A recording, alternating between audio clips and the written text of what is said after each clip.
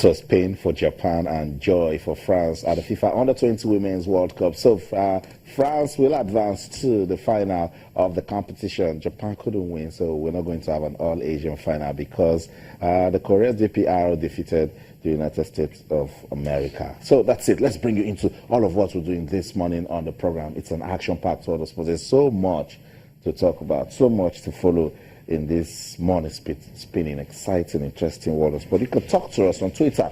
We're channels_sports, Facebook channels, IFN Sports. You can send us an email to sportsthismorning@channelstv.com. In Nigeria, fans of women's football are hoping that the Super Falcons will get to retain the title they won 2 years ago in Namibia. You know why? They have qualified for the finals of the ongoing African Women's Cup of Nations in Cameroon. It was a very difficult game against the Banyana of South Africa. But Coach Florence Omagbemi and the team, they stayed focused, they showed some good character and went on to win by a single goal. Cameroon also won their match against Ghana by a single goal.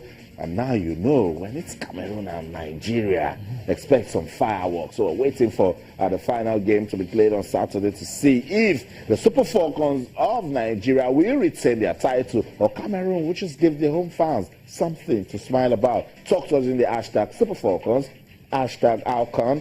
So much to talk about regards women's football. Let's hear your opinion. Let's also talk about Tiger Woods. Tiger is out of the woods. He says he's back to competitive golf. 40-year-old Tiger Woods has been having problems with his back, but says he will return and give it his best. And you know when it's Tiger Woods, it's golf. So let's get golf fans talking this morning on the program. Please, let's keep showing love to the souls that were lost in that crash in Colombia, particularly the bulk of the team from Chapecoense in Brazil. That was so difficult for us to talk about. So let's put it in writing. Let's send our tributes to everyone that lost their life in that tragic crash. Let's also talk about the EFL Cup. Some games were played last night. We will talk about it. And of course, whatever you want to talk about in your action-packed world of sport, we're here, right here on the program. We will take your comments and then make it conversational. You know why? Because when you are involved, it becomes so much fun. Tyler, let's go to Cameroon now. The team should be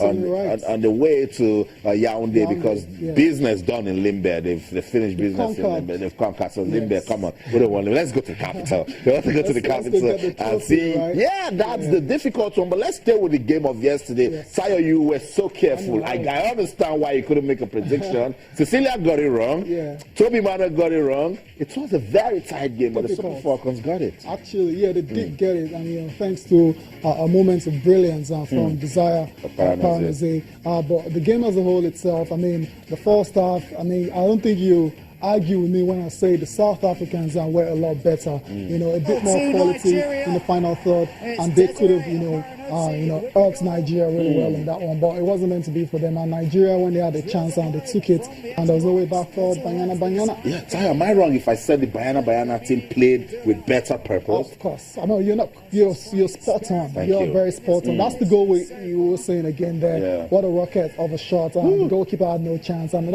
she didn't go for placement. It was straight up power. Put her laces and threw the ball, and that's how Nigeria was able to secure the place in the final against Cameroon. But also, it doesn't really matter how you play these semi-final games.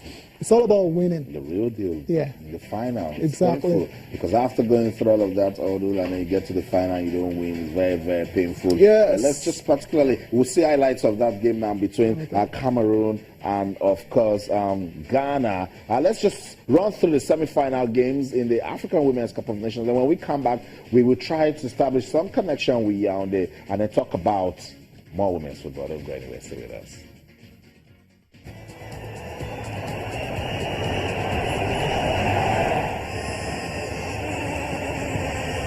High into the face of the goal. The keeper's dropped it. Still going. And it's a goal! Cameroon have scored! Or is it going to count? I think we're waiting for... Yes, it's a goal. Cameroon have finally opened the scoring. It's 1-0. The fans have gone absolutely berserk here.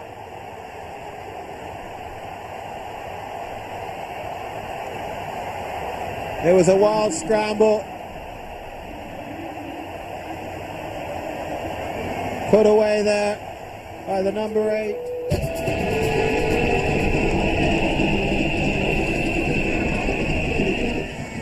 She's going to lay this one off.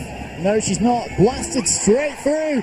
And it's 1-0 to Nigeria.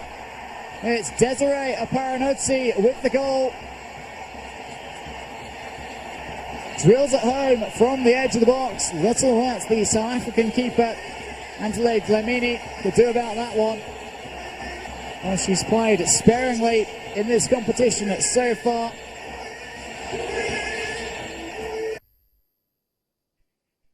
Okay, so that's it.